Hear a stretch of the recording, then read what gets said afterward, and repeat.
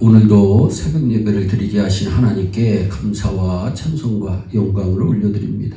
우리 다 함께 사도신경으로 신앙 고백하신 후에 찬송가 285장을 부르신 후 에레미야서 36장의 말씀을 읽으신 다음 오늘 말씀을 듣도록 하겠습니다. 유다왕 여호야김이 통치하던 4년 차에 하나님께서 에레미야 선지자를 통해 말씀하셨습니다. 어떤 말씀이었냐면 두루마리 책을 가져다가 요시야 왕 때부터 지금까지 이스라엘 유다 모든 나라에 대해 내가 일러줄 말을 기록하라는 말씀입니다. 무엇을 기록하라고 말씀하셨나요? 유다 백성들이 내가 말한 것을 듣고 악한 길에서 돌이키면 악과 죄를 용서해 주시겠다고 하는 말씀입니다. 지금 남유다는 나라가 멸망할 절망적인 위기 상황에 놓여 있습니다. 뿐만 아니라 이들은 지금 하나님을 멀리 떠났습니다. 경건의 모습도 찾아볼 수 없었고 하나님께 예배하지도 않습니다. 혹시 예배를 하나님께 드려도 형식적인 예배였습니다. 이런 남유다 사람들에게 유다 백성들이 내가 말한 것을 듣고 악한 길에서 돌이키면 악과 죄를 용서해 주겠다는 것을 알려주라는 것입니다.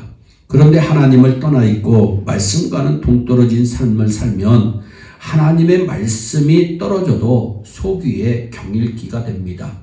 아무리 우리의 마음의 문을 열지 않고 말씀을 들으면 강단에서 떨어지는 생명의 말씀이 내 귀에 들어오지 않고 내 마음에 박힐 수가 없는 것입니다. 그러나 우리가 열심히 신앙생활하고 예배 중심적인 삶을 삽니다. 매일매일의 삶 가운데서 하나님만 바라봅니다. 하나님 말씀 중심으로 삽니다. 그러면 하나님의 생명의 말씀이 떨어질 때 그 말씀이 삶의 지침이 되고 기도의 제목이 되고 삶의 기준이 되는 것입니다. 본문의 성경의 역사적인 때는 여호야김 왕 4년 차입니다. 여호야김 왕 3년 차에 바벨론이 예루살렘을 쳐들어왔습니다.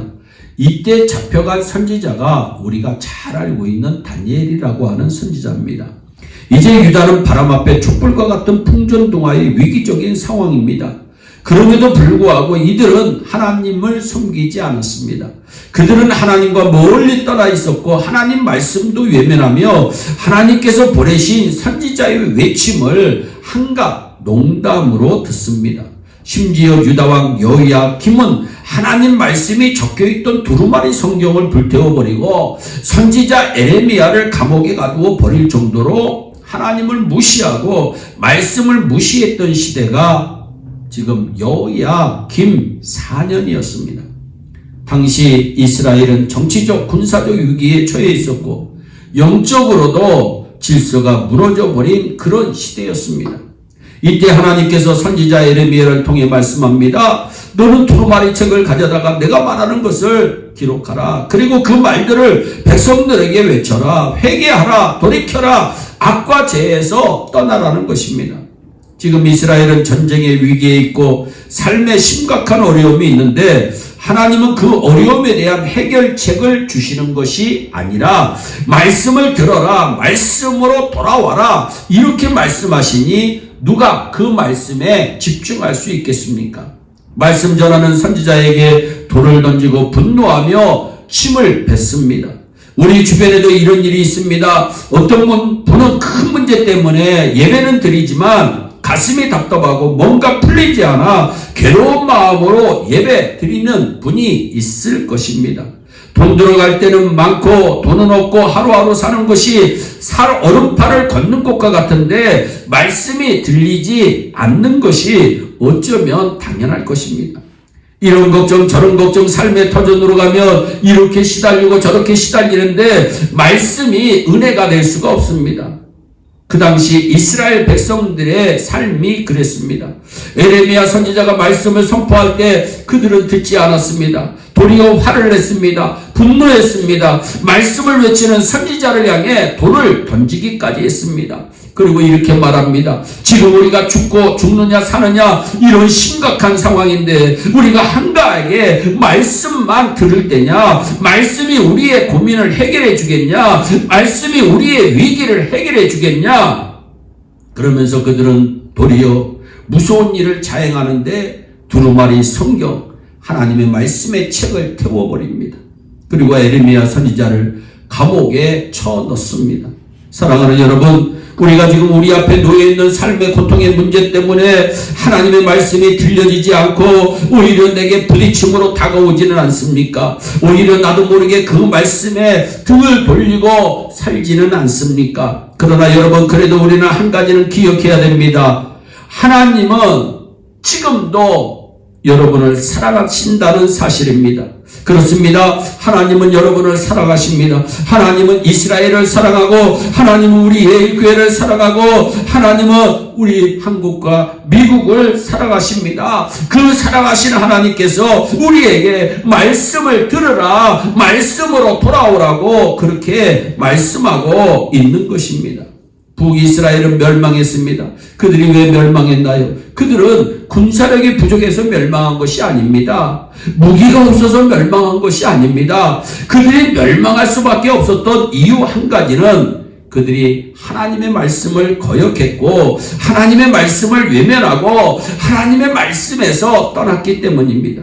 하나님은 남유다에게도 말씀합니다. 지금 너희가 어려움에 처해 있는 것은 바벨론의 막강한 군사력 때문도 아니고 그들의 강력한 무기 때문도 아니고 너희에게 장수가 없고 용사가 없어서 위기가 찾아오는 것이 아니라 바로 너희가 하나님의 말씀을 받아들이지 않고 하나님의 말씀 앞에 돌아섰기 때문이라고 하나님은 말씀하고 계시는 겁니다. 하나님은 지금 여러분에게도 말씀합니다.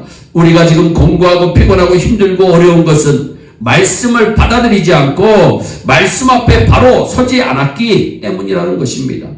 저는 확실히 믿는 게 있습니다. 저와 여러분이 사는 방법은 그 어떤 것도 아닙니다. 오직 말씀입니다. 하나님 말씀이 우리 속에 채워진다면 우리의 심령이 살아날 것입니다. 왜냐하면 하나님은 말씀으로 인간을 창조했기 때문입니다. 우리의 가치관이 말씀을 들을 때 변화될 것입니다. 우리의 공동체가 말씀이 치워질 때 살아날 것입니다. 우리의 건강의 문제, 경제적인 문제, 자녀 문제, 이런 문제, 저런 문제, 얽히고 설킨 문제 반드시 말씀 안에서 해결되는 것입니다. 정말로 심각한 것은 요즘 신자들이 말씀을 바라보지 않는다는 것입니다. 그래서 하나님은 이스라엘 백성들에게도 말씀합니다. 말씀이 너희를 살릴 것이니까 말씀으로 돌아가라는 것입니다. 오늘 하나님이 지금 우리에게도 말씀합니다. 하나님 말씀이 나라를 살리고 민족을 살리고 가정을 살리고 교회를 살리고 영혼을 살릴 것이라고 우리에게 말씀하고 있습니다. 그러나 그럼에도 불구하고 유다 백성들은 말씀을 거부합니다. 하나님의 말씀을 떠납니다. 말씀을 불태우고 말씀을 전하는 자를 옥에 가둡니다. 결국 남유다는 바벨론에게 처참하게 짓밟힘 받아 멸망당합니다. 사랑하는 여러분, 이 말씀은 우리에게도 동일한 말씀이라고 저는 믿습니다. 하나님은 지금 이 시간에도 우리에게 성령을 부으시고 말씀을 듣게 하시며 우리의 살 길을 말씀 안에서 마련해 주시는 것입니다. 그럼에도 불구하고 우리가 눈앞에 보이는 현실에 매달린다면 우리의 인생은 날마다 캄캄한 가운데 헤매게 될 것입니다. 오늘 여러분이 정말 심각하게 고민해야 할 것이 무엇입니까? 하나님의 말씀으로 여러분의 심령을 채우는 것이 가장 심각한 문제입니다. 그러면 여러분이 삽니다. 여러분 가정이 삽니다. 하나님의 말씀으로 여러분의 마음을 치우십시오. 하나님의 말씀으로 여러분의 가정을 치우십시오. 그러면 사업체가 일어날 것입니다. 사랑하는 예일가족 여러분, 말씀이 우리 예일교회를 살릴 것입니다. 그래서 우리 예일교회 온 성도들이 말씀에 집중하고 말씀의 생명을 겁시다. 그러면 말씀 안에서 하나님께서 말씀의 흥함으로 말미암아 하나님의 몸된 교회가 더 크게 부흥할 수 있도록 주께서 일하실 것이라고 저는 믿습니다. 기도하겠습니다. 사랑의 하나님 아버지, 이스라엘 백성들 또 유다 백성들이 어렵고 힘든 때마다 말씀으로 돌아오라고 말씀하시는 하나님의 말씀에 순종하기만 하면 사는데 아버지 하나님, 말씀이 살리고 말씀이 우리를 부흥케 하고 말씀으로 말미암아 우리가 회복될 것인데, 주여, 우리의 온 성도들이 하나님의 말씀으로 치워지게 하시고 하나님의 말씀으로 충만케 될 수 있도록 주여 복을 내려 주시옵소서. 감사하고 예수님의 이름으로 기도하옵나이다. 아멘.